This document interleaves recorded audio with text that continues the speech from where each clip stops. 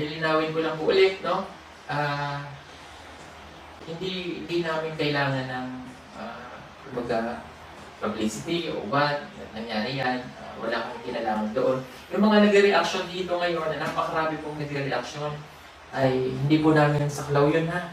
Napakarami, nagugulan na lang ako, nagsulputan na naman kayo, nagsulputan na naman sila. But I respect, nirespeto namin yung mga opinion nyo dyan, and I know, dami na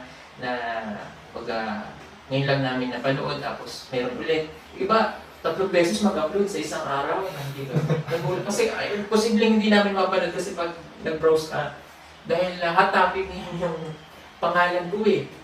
So talagang doon sa community natin, hot topic siya. So laging nandoon na po may bago ulit. Kahit hindi siya malaking subscriber nung nag-actor na yon, pero madaming, kumbaga maraming nanonood. Pakiusap ko lang po sana sa mga nagre-reactors, I know na kapag reaction na kayo ng mga nakaraang araw, stop na po muna natin or stop na natin kasi tapos na po yun, and gusto ko lang yung love na lang ba, no hate, tama na, huwag na natin kumbaga palakihin, no? Again, kahit paano nagpapasalamat kami sa inyo dahil pinagtatanggol nyo kami, malaking tulong din po talaga yung pagtatanggol nyo at nararamdaman po natin. Pero huwag na natin dagdagan kasi yung nasa sa kabila, yung other side, nasasaktan din. Alam ko rin yung feeling no, na nasasaktan din siya o meron tayo nasasaktan na tao.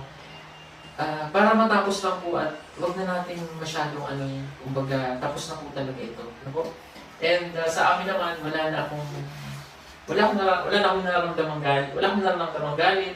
Nangyari yun, natapos na. So, ang maganda, mahalin natin. No? Mayroong hindi pagkakaunawaan, mahalin natin. Huwag na nating palakihin ng palakihin kasi hindi na tama. Tama na yun, ay kausap po ako sa inyo, nagpapakumbaba ako sa inyo, na itigil po muna natin yung pagre-reaksyon, tama na yun, okay na po. Mga kababayan, nagbabalik muli Elmas Vlog, magbibigay tayo ng maikling reaction video. Sa live ni Pugong Biyahero kagabi, nag-update siya sa kanyang mga lakad sa araw-araw. At sinabi niya na nasa Mindoro siya dahil may tinutulungan din sila sa kanilang lugar, kung saan siya lumaki. Dahil may mga kapatid din tayo sa lugar ng Mindoro na mas higit na nangangailangan ng tulong. At doon muna siya nag-vlog para makita din niya ng personal ang kalagayan ng mga tao sa lugar ng Mindoro. At sinabi niya sa kanyang live kasama pa ang 2 PB team na sina Anjay TV at Renz. Dagdag na ni Pugong Biyahero na babalik din siya ng Davao ngayong araw na ito para ituloy din nila ang kanilang mission doon sa pagtulong ng mga kapatid nating katutubo. At ang kanyang team sa Mindoro sila na ang magpatuloy sa pagtulong.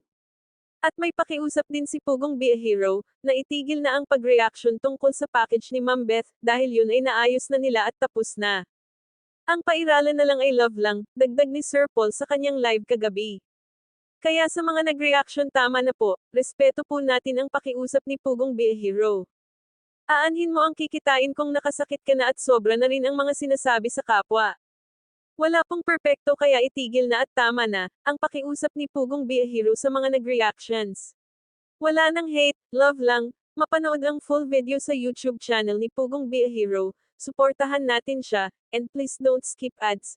Para sa ganun na paraan makatulong din po tayo sa kanilang mga tinutulungan, at ganun na rin sa channel ni Tito Hearns TV, Tres Marias Vlog, at PB Team ng Luzon, Visayas, at Mindanao, at sa inyong lingkod Elmas Vlog. Please support sa aking munting channel. Hanggang sa muli, maraming salamat. God bless us.